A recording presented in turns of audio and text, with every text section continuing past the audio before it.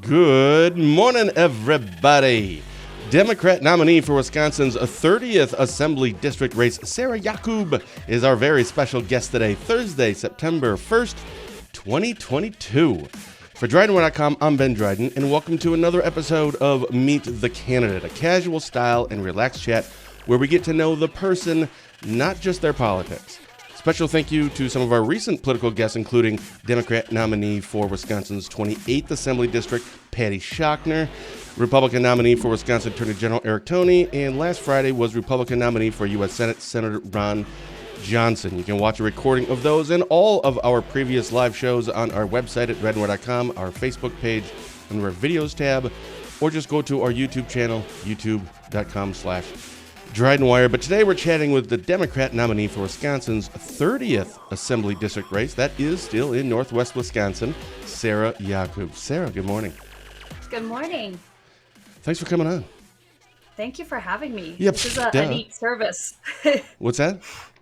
This is a neat service for the community to let folks get to know the candidates on both sides, and these conversations I think are really valuable. Well, thank you. I think that was always the goal, was it to have more of a conversation. And that's something I think we need to raise, conversation in our country, not just this is exactly where I am on this issue. And those things are important, certainly. But let's have a conversation. Let's have a talk. Let's get to know someone. And speaking of, this is the first time that you've been on, so we always like to start with getting to know you, the person. So tell us about Sarah before you decided to run for office. Sure. So I was out in Southern California as a deputy district attorney for LA County. Wait, is that where you were raised? Pasadena area. So went to college in Santa Barbara and was a biopsychology major, went to law school. Biopsychology. Oh yeah. What is biopsychology? The physiological basis of behavior. So it looked at sort of drug interactions. So this is wild. We would have rats as part of our lab fornicate, have sex. And then we would have to, off their heads, take a slice of their brain and see how their brains changed, how sex affected their brains. But it was a crowded room. So one lab partner would stay outside and one lab partner would off the poor rat. And I had named the thing and was like emotionally attached to it by this point, and we just watched it fornicate, like that's intimate. So I would be out in the hallway, and my lab partner would cut off its head and extract brain matter for us to then look at. And so she went to medical school, and I went to law school.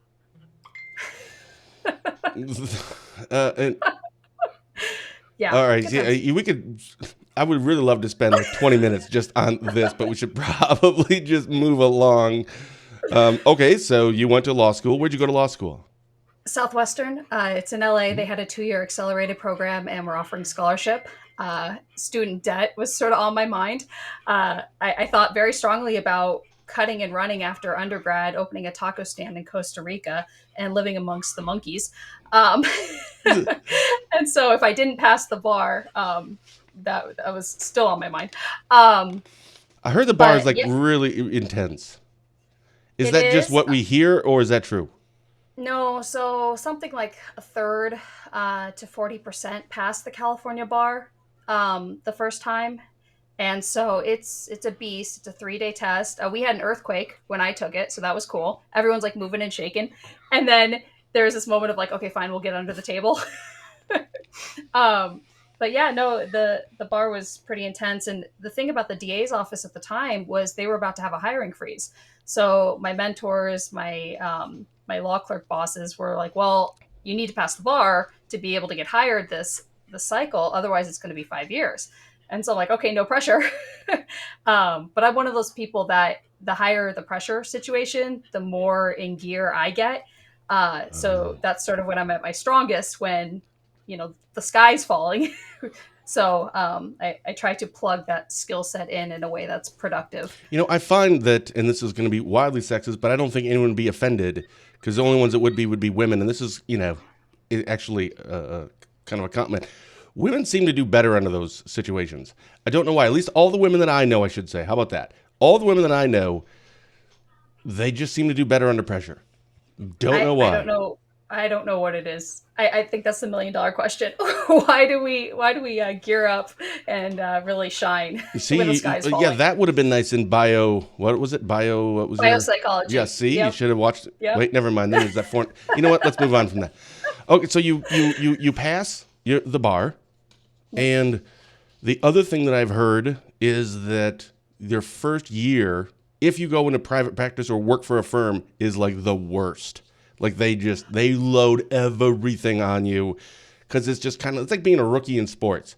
They just Yep. make it so hard for you, and you have no life. So did you go into like a firm, or did you go right to a DA's office? What did you do after you passed? Yeah. So it's not uncommon for recent graduates of law school to go into private practice first because you pay off your law school debts. You do billable hours, you pay off your debts, and Yeah. then you go into public service. I'm not wired that way. I'm not wired. That I should be. It'd be nice if I worked, but no. Public service was pretty much the only interest I had. Got it. So I clerked for the DA's office in undergrad. I clerked for the DA's office as a law student, and then when I passed the bar, I applied, and something like 1,200 people came out for, I think it was 40 spots, maybe 50. And so when I got the call from Steve Cooley that I was getting hired, I remember that moment like it was yesterday, and very cool. And how long were you there for? I was a practicing DA for just over 6 years, but I was in the office for closer to 8 with my clerking experience. What's the difference between what is clerking? Clerking is basically volunteering. So if you go volunteer at a hospital as a candy striper sort of thing, I was the proverbial candy striper law clerk in the DA's office. So I had a few assignments. I was at Target Crimes, which handles crimes against police officers, and because LA is a horrible place for law enforcement, that was murders. So if somebody murdered a cop, it would go to crimes against peace officers, and the best and brightest DAs work there. So I got to work with some of the best state, local, federal law enforcement, got to work with the best DAs. We also had major narcotics, did some time there. So we, the wiretaps and taking on drug cartels and all sorts of people that are creating all sorts of awful things in society. Holy cow. Oh, yeah. And you wanted to do this. Yes. Well, I was the kid who read Death in Yellowstone. We'd go to Yellowstone camping as a kid. My parents were like, yeah, sure, you can pick out a book. And I'm like, oh, yeah, this one's good. Death in Yellowstone. My parents were good like, Lord. okay. Okay. So yes, I'm a nerd. Nerds are great. Nerds and great. geeks are what run this world. I love it. So you leave there for what?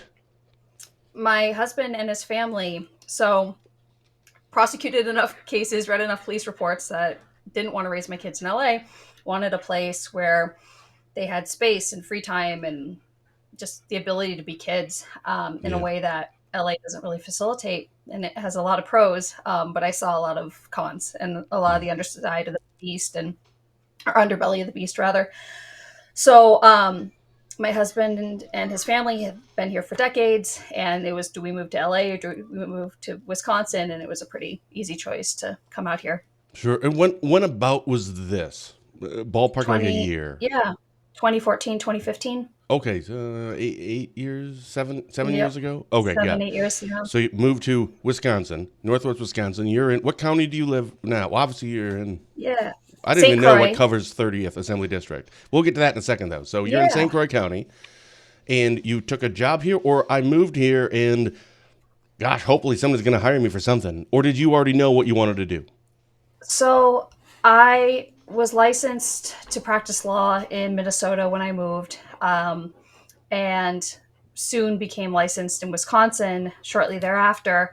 I didn't really have a set plan. I was going to raise my kids. It was the idea. Yeah. My coworkers called it, to be fair. They said, there's no way you can be a stay-at-home mom. You'd be like, I Love Lucy. You'd get into all sorts of mischief, and you would just, and I'm like, no, this will be fine. Yeah. I got this. And between my husband and I, we have 7 kids. So like, there's no shortage of things to do. Oh. So, Jeez, you're watching too many rats, I guess. Yeah, right? Yeah, no, her They had an cats. influence on you watching all those rats. Yeah. Well, real quick, how does that license, you said you're licensed in Minnesota, how much, just out of curiosity, obviously you passed the bar, and I guess I never thought about that. Doesn't mean that you're like you can practice, but only in your case it was California, then Minnesota. What? How much work, or is it more schooling or a test to get licensed in a state? Yeah, it depends on reciprocity. So different states have different agreements, and California and New York are kind of jerk states, so they don't really recognize anyone else's. So then, no one else wants to recognize us. But then it turned out that after 5 years of practice, you could waive in. So I was able to waive into Minnesota, was able to waive into Wisconsin, given my experience in California. Got it. So you ended up doing what? So, Oh boy. well, I ended up volunteering. So I'm a spectrum kid. So like soup kitchens are too much stimuli and the different smells, and it's overwhelming, right? So when I was looking for a place to volunteer my time and donate and give back to the community, I ended up plugging my law degree into that lane. And so my husband and I laughed because my husband would say, "Get paid." And I'd say, "Honey, they need the money more than we do. It's fine." And then it was like, "Well, fine, start a nonprofit so you can do this formally." And so that's what I did. I started a 501c3 What? that, yep. So I do no cost legal representation for trauma survivors. So everything from law enforcement, veterans, working families, domestic abuse, sexual assault. Do a lot of work with like Turning Point. But it lets me just do the work, which I was doing before I had a 501c3, but now it sounds more official. Yeah. And do you? And maybe this is something you don't want to get into. I'm just curious. Like what your husband was saying. Do you get any money at all at some point? Because that's wonderful that you're doing it all for free, but at some point, you got to pay your heat bill. So blessed that my husband is a biomedical physicist at the University of Minnesota. So we're doing okay. We live within our means. Okay. We're not, we don't have an extravagant lifestyle, but I keep my overhead low for my practice. So that helps keep costs down. Occasionally folks will donate funds. I don't spend a lot of time fundraising. Actually, I don't spend any time fundraising because I'd rather be out doing the work. But no, it's, I gave a presentation at a small attorneys conference, and they're like, "Well, how do you manage?" And I was like, "This is not going to feel like a good answer, but God." And they're like, "What?" And I'm like, I put my faith in God that this will work out and will be okay. And it has been. And so I can't put my finger on it. I don't know where I'll be in 5 years, but I've been able to do the work, pay my bar dues, and get by in a way that feels very satisfying. It's very rewarding work. It's very frustrating work some days. But we're okay. But that's the rewarding part. I don't think it's really a rewarding feeling unless there's frustration and a lot of hard work that goes into it. Otherwise, there's really not much of a reward, or that feeling of a reward. If it's really easy to do, then great, it's easy to do, but then you don't really have the reward feeling. Well, so in law, it's not realistic to walk into a case or situation and expect to win every time, right? Like there's a winner and loser every case, every motion. The nature of my case is, trust but verify. I represent people who need the system to protect them, who need the system to protect their children. And where they do lose, it's really scary for them, their children. And so, formally, if you ask me, do you expect to win every case? Obviously, no. But there's a part of me that, it is really heavy when rulings come against my clients and their kids because of what that means. So it's a weird lane to be driving in as an attorney because normally you approach it more of a game. And, sometimes you represent the perpetrator, sometimes you represent the survivor, and it all sort of shakes out. Yeah. But I really screen my cases to make sure that I'm giving the underdog a leg up and access to the legal system. So you can kind of pick those. Yes. Right. So that kind of helps. Like you want to believe in it and the person that you're representing. I won't lie for anyone. Part of my being a spectrum kid, I'm a really lousy liar, which is probably why I won't last very long in politics. That's the second time you've brought that up. I guess I don't know what that means. What is a spectrum kid? It's so you hear about like autism is one very extreme end of the spectrum, but then there's sort of Asperger's, and women and girls tend to fly under the radar because we're not as disruptive in school. And so um, we end up finding ways to survive it and make adjustments for it. So, for example, you and I have had some exchanges over the years, and you'd made a comment at one point like, well, I didn't even think you liked me. And I'm like, well, why Yeah. would you think that? And like, well, because some of your comments, and I I'm know. like, oh yeah, like my bedside manner sucks. If Yeah. you say the sky is green, I'll say, no, it's not, it's Yeah. blue. And you're like, why are you being so rude? Yeah, I know. I was like, man, what's going on? Why do you Whatever I hate do to me? you. Yeah, right. Well, no. So it's somewhere on the Asperger autism spectrum. Okay. So, at what point is there something else going on before you decided to run for office? Is this your no? This is Second your second time. second go around. So, what year was the first? Well, it'd be two. Was it 2 years ago then? So 2020. Yep. 2020. So, was there anything that happened from what you were doing before until you decided to run in 2020? Well, I mean, I dyed my hair pink and got another tattoo as a showing to myself that I would never run for office again. And I threw away my remittance envelopes because nothing says I'm never running for office again like throwing away your remittance envelopes. Ay. No, I just did my work. So I took more cases. They're beasts of trials when they do come up. So that took up a lot of time. Traveled with my husband and our kiddos. He travels for work. That slowed down with the pandemic, obviously. But no, it was just living life and working. And it came down to the wire something like 3 weeks before signatures were due. And I'd been asked to run. And I said, no, I'll find you someone. Don't worry. And that someone never shook out. And it was, if you don't run, Shan Zimmerman's going to be handed his fourth term with no opposition. He's been And in that long? oh yeah, he's like I didn't an know old that. dirty diaper. Time to change him, Oh. ladies and gentlemen. Sarah. So I feel anyway, like sorry for the you're image. like the mini me Patty. When we were talking before, I'm like, you're the only person, Patty, where I feel like it's when my kids will say, Dad, or Jerusha, like, Benjamin, you can't say it. I'm like, Patty, I said it to you all the time, like, Patty, you can't say Patty! that. If she were taking adoptions to adopt more kids, I would totally sign up to be my adopted mom. She's so freaking cool. Patty's awesome. I love her. So you decided that's it. I'm going to do it. I don't want the current person, Shannon Zimmerman. Don't want him, or at least we need an option here. We need a challenger here. So you decide to get into it. When you did, was 2020. So was this COVID? This was COVID time, right? COVID time. So how did that go? I mean, you can't do the normal. I'm like, we kind of all know, okay, if you want to run for something and have a good chance of winning, you need to do certain things. You need to raise this, Sure. you need to go door knocking, you need to meet people. But a lot of it has to do with interactions with people. Sure. So I'm just going to guess then you actually have it even harder because an incumbent is always harder to beat. Right? Sure. Just are because they've been in for a while and people know them. Sure. Unless they've done something like horrifically wrong where it's like makes all the news.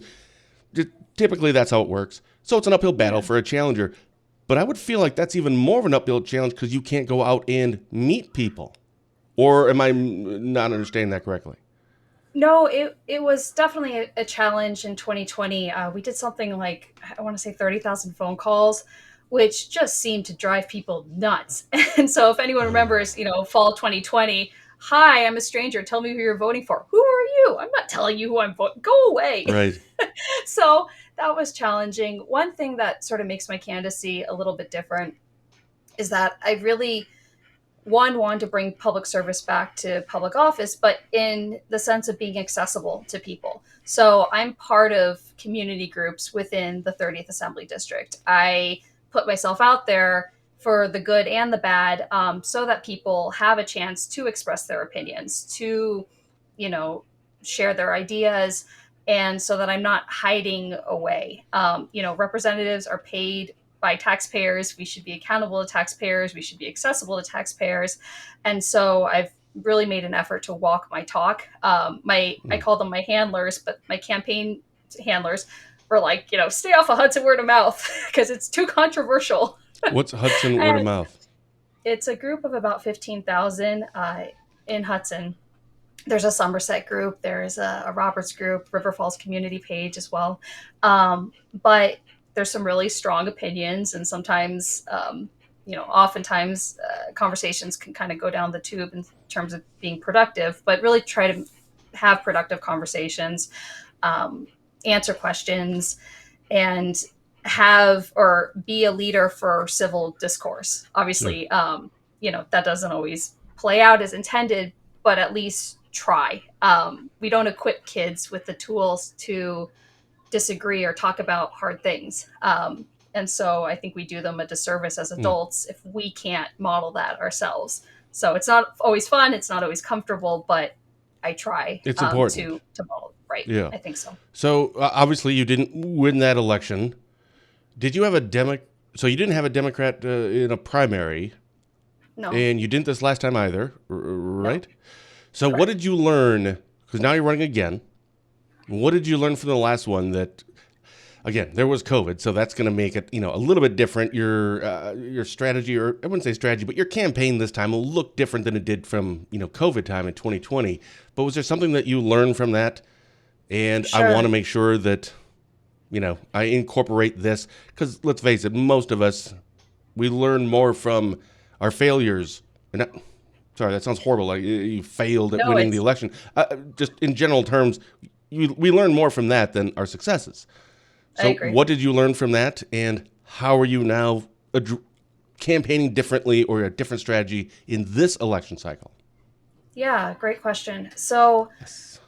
in 2020, I campaigned on healthcare and public schools and clean water, and we had PACs, super PACs, flooding the airways with commercials saying that my opponent is great for property taxes and great for public schools. That's really confusing to people, and so taking but in looking at how he actually votes on issues, he's not. He keeps our property taxes high, and then he votes to defund public schools in favor of voucher schools. But taking the clean water issue, there's this cognitive dissonance going on. Voters don't want to believe that the person they want to like is poisoning their water, and it's not that Shannon Zimmerman is going out with a tank of poison and dumping it into the kitty. That's not happening, Sure. right? But when you are willing to turn a blind eye to pollution, when you're willing to take away all of the ability of the W or the I'm blanking on the entity, but when you take all the teeth out of law enforcement or local control, and you make it impossible to hold polluters accountable, you're effectively allowing for the poisoning of our watershed. And so, one of the things I learned in 2020 is I'm not going to convince the voting base that my opponent and his party are poisoning our water. That's a complicated issue, and there's many reasons for it. Tom Tiffany, for example, will use his daughters to bolster this idea that, of course, he would never poison the water. And so, if you're a voter voting for Tom Tiffany, that's powerful. You're like, wow, I could get over him lying to me because he's a politician, fine. But now you want me to believe he's using his daughters? That's really sociopathic, and I'm not ready to go there. So I'm not campaigning on clean water. The Wisconsin conservation voters have endorsed me this time. They endorsed me last time. I am very much for growing our economy and the strength of our state through conservation and making sure we're growing business in a way that preserves everything that makes Wisconsin Hmm. amazing. Um, but I'm not spending a lot of time trying to raise awareness on how my opponent's policies are hurting that which I'm fighting for, Because because it people didn't just don't want to resonate. go there. As you said, You're right. like, well, they just don't want to believe that or have that conversation or listen to it. So How, instead, I'm going to more sort of kitchen table issues. So, for example, we don't have driver's education as part of the public school curriculum. They're allowed to use public school facilities, but it's private pay. So that means we're graduating all oh, sorts of college seniors who, if they had the funds to do driver's education, great. But how many didn't? So, in a time where we have a labor shortage, we have tremendous starting salary jobs all over Hudson that are unfilled. How great would it be to use some of this $3 to $5 billion state surplus to make sure that every high school senior graduating Wisconsin has the opportunity to hit the ground running with a license to go to work, to go to school, to take the internship, to hold be on a a second. productive member? So at Yeah. first I didn't know that. So, and I probably should because I now have three kids that have had driver's licenses, and they get them through school. And Yep. I guess I guess I didn't think about it before, that I didn't know that is not through the school. Even when I was in school, it was still, you have to take classes in school. Maybe that's changed now, but that's a private thing. Kind of like school buses. Aren't like most school buses, or some school districts have school buses it's a private business. I don't know if that's a universal or not, but it's still kind of a part of the school. So what is the issue that we need to address? Is the issue that they're not able to get a driver's license because it is what? Well, it's an issue of accessibility. So so in Hudson, for example, the private company comes through Hudson, and you can take driver's education while you're at school, Yeah. assuming you can pay for it. Same thing on a different but related issue, access to mental health care. So mental health care for youth is a huge issue in our community and in our district.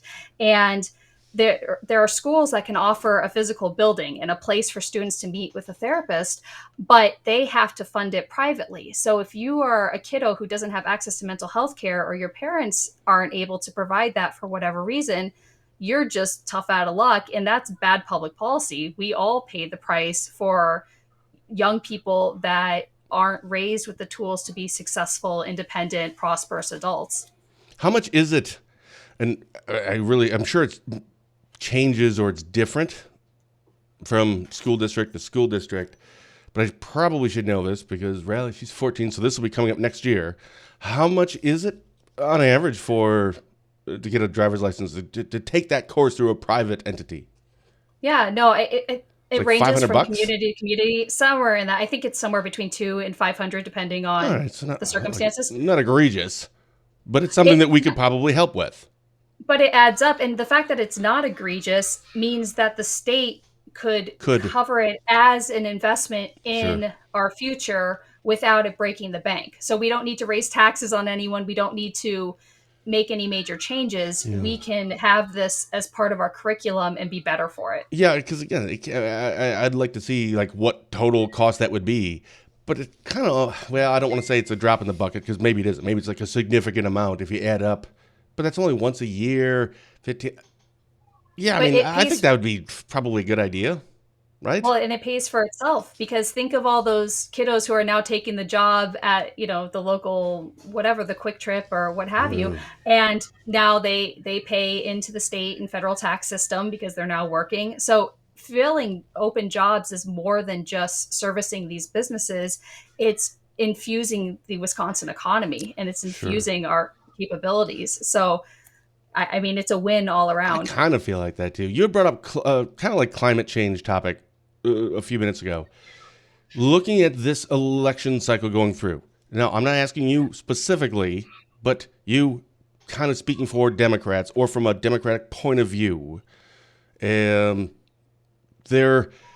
I mean, we all know it's kind of like that the off election for president, et cetera, is supposed to be a red wave. Don't really know if that's really going to happen or not. Is climate change one of the top three things that is getting Democrats like, okay, we're really fired up this election cycle, and here are the top three reasons why? And the reason I bring up climate change is when I see like polls and stuff done for Wisconsin, and I think even the Marquette poll, like what are the biggest issues, and one of them was climate change. Does that fall into your top three of, not for you specifically for the 30th Assembly District, just overall for Democrats? Like it's got to be the Roe or Dobbs, I'm not sure how we refer to that. That has to be up there, like a reason to get Democrats to want to come out and vote. Is climate change one of those three? Climate change is sort of like the clean water issue from my perspective. And, I can't speak for all Democrats on this issue, but, what's interesting is if particularly younger Republicans understand the significance of climate change. Oh, and my dog is very excited about this. What was that? That was my please stop barking dog. My wife needs one of those for me. Yeah, right. Stop talking about it. So, it's an issue that is recognized on both sides of the aisle.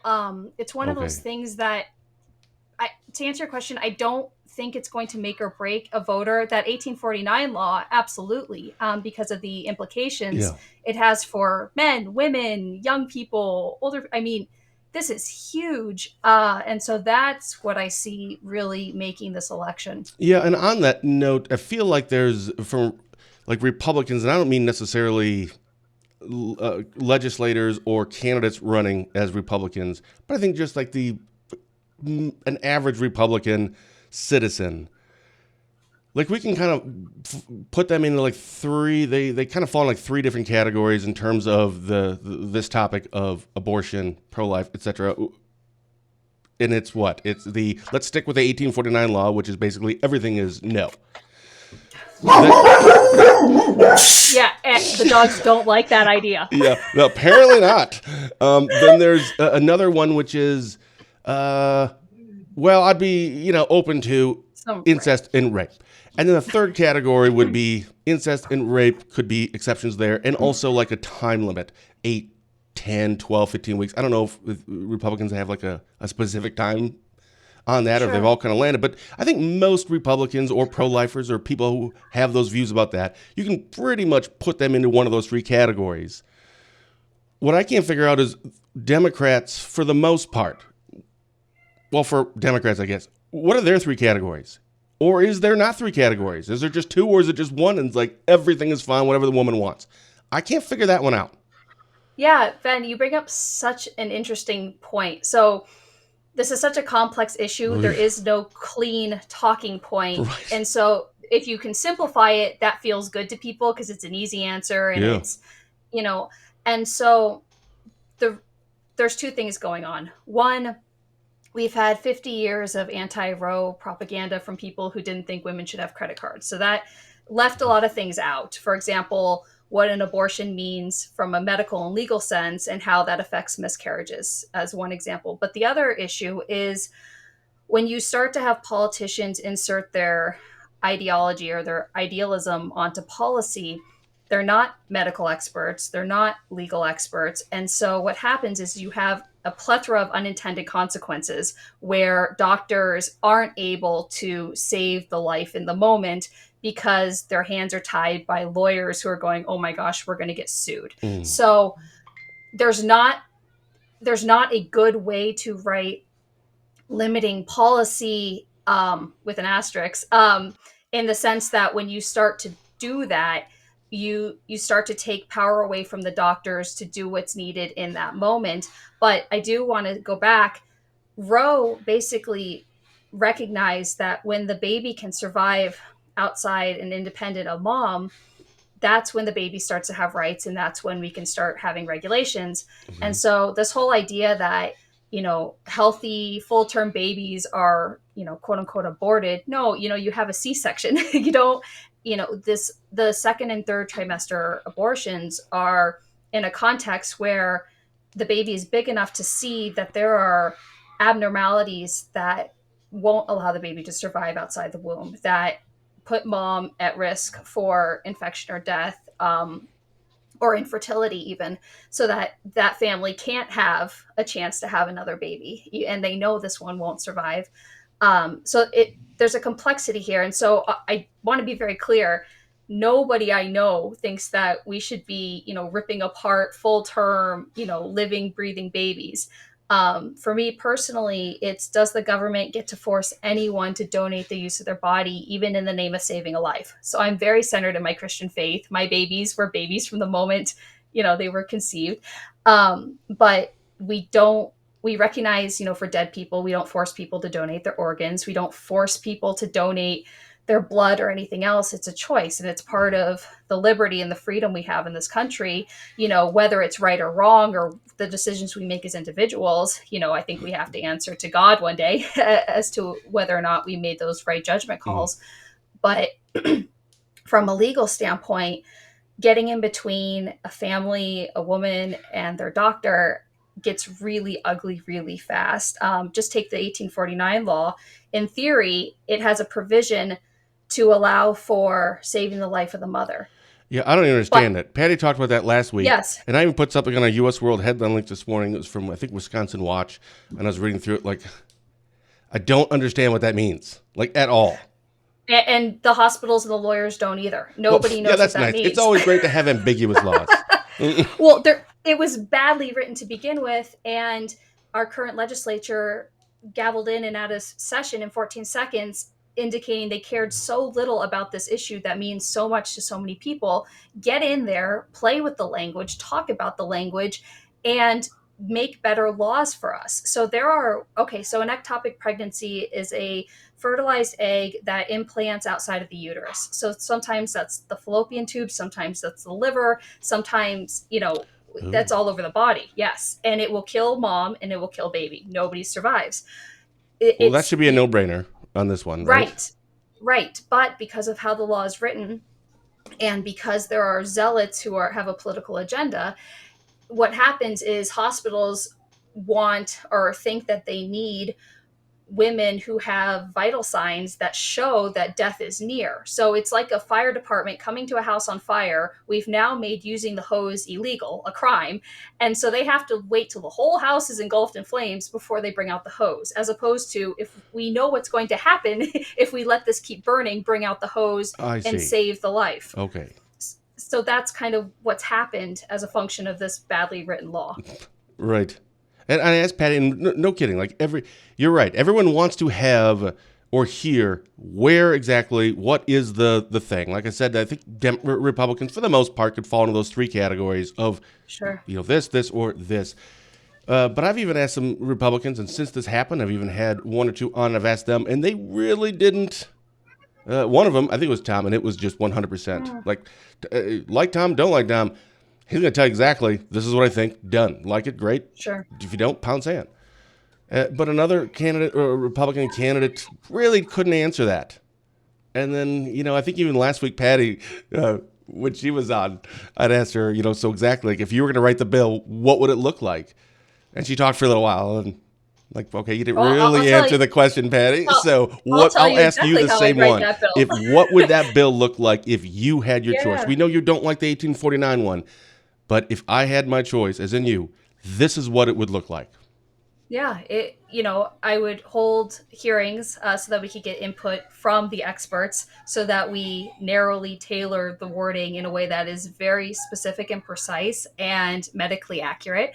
But in spirit, the idea would be that once the baby can survive outside the womb, the responsibility is to extract the baby outside the womb. So, for When is the that, fiction, out of curiosity? well, and I that it don't really depends know. on.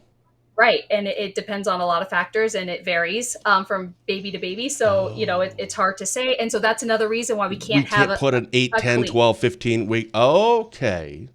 And what happens is you get a family that, it's a 20-week ban. They find out at 22 weeks, sorry, you're not eligible in the state anymore, even though you're devastated because the baby for whom you made this nursery and you named isn't going to survive. You now have to carry this, dying baby to term. That is traumatic. It is cruel. And when you bring up these examples, reasonable people say, oh, no, that's not good. And we can all agree that's awful. But that is what our current law is precipitating. Well, Um, I'm sorry. no, go ahead. The other thing that I hear is, and by here I mean nobody really can give me an answer on this, that at some point, and I don't know, I really don't. I don't. I've never looked into this. I don't know. I'm not just playing dumb. I usually am pretty dumb, but in this case, I'm just ignorant. I just haven't looked into it. But about that, the child has rights too, or the baby, or the womb, or something. And at what point do they have rights? I have Yeah. no idea. And I hear everyone talking, but everyone's like way over it. I'm not talking like Republicans and Democrats. Like in their own thing, it's they can't seem to figure that out. I don't know. I have no clue. Like I feel like I want, this child to be born and, be happy and the parents and everything. I just wish everything was wonderful all the time, but clearly that doesn't work. Is there a point where Yeah. we could put a weak thing on? Like, okay, at this point, we are now going to say this child has actual rights, or is that not until it is extracted or birthed? So it goes back to that point in time in which the baby can survive On his own. independent of mom. Okay. So, it's, and this idea of a fertilized egg or an implanted embryo having rights is that if you require mom to donate the use of her body to grow that embryo, to grow that baby, now you've put the rights of one person or the baby or the embryo, however you want to characterize it, above someone else's. And that's something as a society we recognize we don't get to do. Mm. So, it goes back to, can you force someone to donate the use of their body in the name of saving a life? I think the answer is no. Have you ever seen The 100? It's this like coming of age sci-fi show on CW. Mm-mm. Okay, so the first season is awful because it's a bunch of 17-year-olds having sex. Well, you sold me already. Well, listen, it's Yeah, right? terrible. Well, and you're like, why? Stop trying to make me okay with a bunch of 17-year-olds having sex. But the idea is humans have screwed up Earth. There's too much radiation, so they go live in space. They're running out of whatever resource, oxygen, something they need. So they send 100 17-year-olds down to Earth as guinea pigs to see if they can survive. So what do teenagers do when they have some freedom? They all get it on. But yeah, duh. but beyond that, then after the first season, it starts getting interesting, sort of like a Star Trek type thing. But the idea is there's a population of people that live in a mountain called Mount Weather, and they cannot survive the radiation like the space kids can. And so they start forcibly extracting bone marrow from these kids because it saves their life and it allows them to go outside. And it really sort of illustrates this idea of legally, do we want to go down this path where the government gets to force you to give up the use of your body in the name of saving someone else's life? And, no, from a legal standpoint, this is bad. This is a horrible set of precedent that undermines liberty and freedom and, everything that we've been founded on. And that's where I've always struggled, because I'm also, as you know, a man of faith. Sometimes it's not that I go against anything that God says or what the Bible says, and sometimes people actually a lot of times, even Christians will take things out of context from the Bible, which just drives me crazy. But I struggle sometimes with what I personally believe and what, works for me and our house, our family. But I don't know if necessarily that always has to be a law. And there's that. Sometimes I struggle with that. Like I have beliefs and opinions on this one or a topic or this topic. At the same time, what do I care if pick anything like gay marriage? What do I care? Go ahead. Right. But I know what God tells me. The Bible tells me about this. But then I'm not going to judge you for who you are. Do what you do. You do. That's fine. Sure. So when it comes to like a law, like go ahead. So but there's always that balance there where does my personal beliefs and my opinions and faith, when should that not kind of transition or be a part of what I think is a law or should be a bill or a law or looked at? Do you struggle with that? Because you have mentioned that you're a person of faith. Yeah. So, one, I really lean into the verse that says, rely not on your own understanding.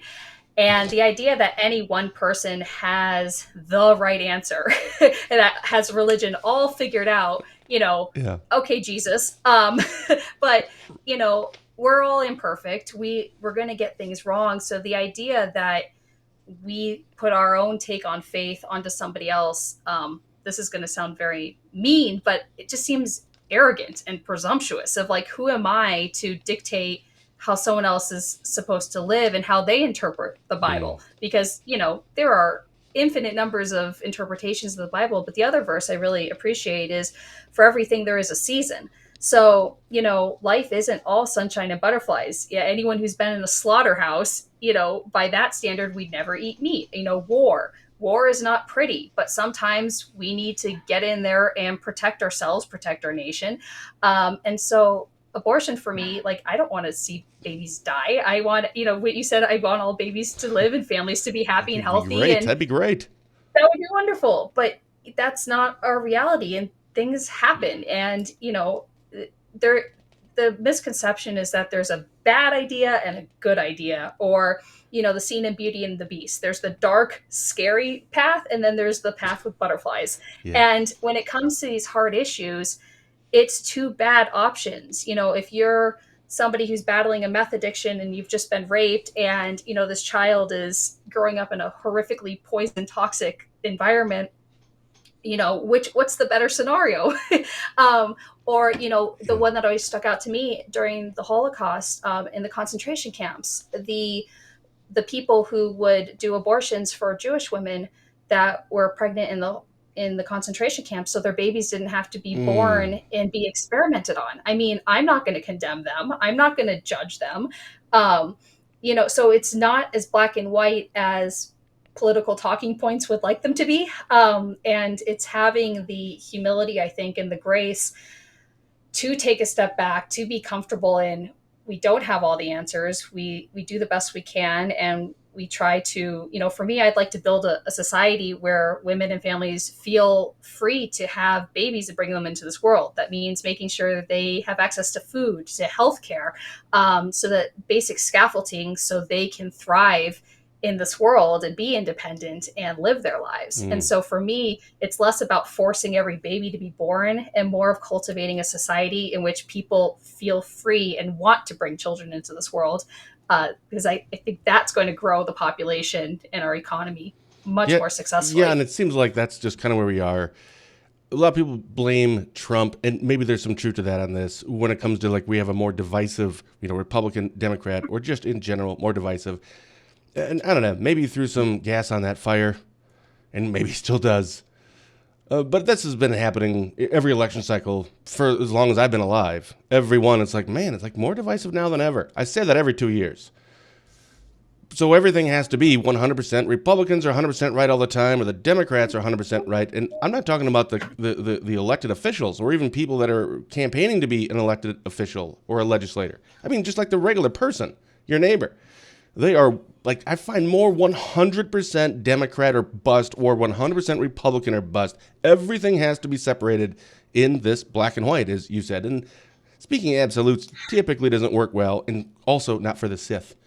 But a little Star Wars reference there for you. But there's another one that just came up, and I know we're already over our time, but if you wouldn't mind just sticking around for a minute here longer, is the school loans, the Yeah, school loan forgiveness. That's like, I think it's probably going to help George and I in terms of paying down some of our sure. stuff, but that is also a either on I'm all for it, which most of those people are probably going to be benefit from it, from the actual 10,000 or up to 20,000. And then there's the other side, and it seems to be split now between, because a Democrat is the one who did this, Biden, right? Said this is what we're doing. Therefore, well, if you're a Republican, you have to hate the idea. So it's either like Republicans are very much against this, Democrats are very much for this. Where's the middle ground here? What are your thoughts about the school loan forgiveness, and Yeah. why is this such a political topic? So what's interesting about it is, I'm seeing people who've already paid their loans who recognize the societal benefit of it, saying this is good. But what's interesting is it's actually a divisive issue for Democrats, because there's some people, who see both sides, and then there are obviously Republicans who went to college and have student loans. So there are Republicans who are going, this is good public policy. So it's not as black and white a partisan issue. Certainly there are politicians trying to make it that way because, like you said, Biden did it, and we don't want to give Biden a win. That would be bad. Um, but no, I. What's interesting to me is we have so many people in need in our community. So one thing that Trump did in a way that I found offensive, because it used the same verbiage as the KKK, but when he said America first, the reading that in its best light, the idea is we spend our tax dollars not in nation building everywhere else, but investing in us, our people, our community, and our country. And so I don't like the term American first because of its historical context, but the idea of investing in our community, I think, is something that resonated with his supporters and resonates with people in general. But what happens when there's so many pockets of society that need help? I mean, take medical debt. Medical debt. I mean, my son just threw me a tennis ball. Um, I saw that in my peripheral right down there. I'm like, okay.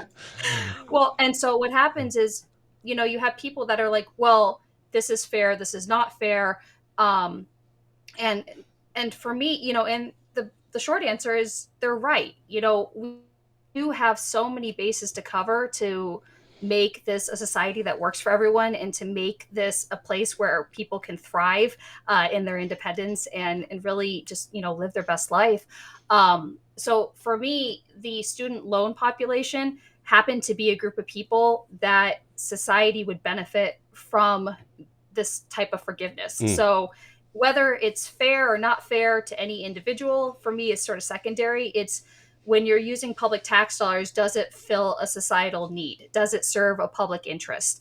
And getting people out from under their debt so that they can, take their family on vacation, so they can, buy a new car or do that work on their house, drives the economy, grows the economy. And as we know from history, even though we're in an unprecedented economic time, that bad economic conditions, we've always gotten out of them by growing the economy. So whether it's inflation, whether it's in debt, or our debt, we get out of it by growing that economy, and we do that by freeing people up from being out from under things like loans or medical debt, what have you.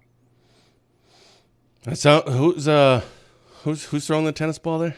That's Noah. Noah, you want to say hi? He's suddenly shy. What? I had a chance to meet him before we went live. I saw him now. Aw. Well, that's probably good. He's lost his shirt, so I don't think the world needs to see shirtless Noah. All right. We're way past our time already. Thank you so much. But before, obviously, is there something that you wanted to make sure to talk about that we didn't get a chance to talk about? And also, where do people go to find out more information about you? Sure. My biggest plug is just people vote. Whether it's for me, my opponent, wherever you fall on the aisle. Wait, I'm sorry. You just said it's fine. Please. If you're going to vote for my opponent, please vote. What? Just, yes. And you're not very good at this whole campaign thing. No. I know. Well, and I also spend too much time when I talk to people on doors. My dad's like, you're never going to get through this. I'm like, well, it's quality over quantity, Dad. Okay. But no, I'm a lousy politician. No, but bad things happen on both sides when people check out. So lean in, vote, however you shake out. The other thing is, if you're voting for my opponent, please know that you still have a voice with me. I'm not running to represent just people who like me, or I don't like echo chambers. They're toxic. So don't feel like you're not welcome at the table. If you are a Republican, you don't like me, or, I'm not running to be liked, I'm running to serve. But I'm at sarahforassembly.com, SARAHFOR, assembly.com. You can register to vote. Wait, whoa. I couldn't even write that down fast enough. Slow down. Sarah, SARAH, and then four. Is it the number or the spelling? The word. So FOR. FOR. Assembly.com. Oh, assembly.com. Okay. Sarah. And the more important website is myvote.wi.gov. That will tell you your clerk. That will tell you your polling location. That will let you get an absentee ballot. So lean in, vote, and we'll see where things go in November. That was awesome. It was so nice getting to know you, Sarah. No kidding. Thanks so much for coming on. Thank you. Yeah, you're welcome anytime. All right. I think I have a... Well, yeah, there we go. So, special thank you to our guest today, Democrat nominee for Wisconsin's 30th Assembly District race, Sarah Yacoub. Thanks so much, Sarah, for coming on and taking the time to talk to us, chatting with us. It's an absolute pleasure. For DrydenWire.com, I'm Ben Dryden. I'm not sure if we're doing a show on Tuesday, Positive Tuesday. Ben and Fitzy will announce that on Monday. And I think next Thursday is the second Thursday. So I think that's going to be Tom Tiffany for his monthly show. And that's all that we have. Have a wonderful weekend. Thank you for watching. And as always, have a blessed day.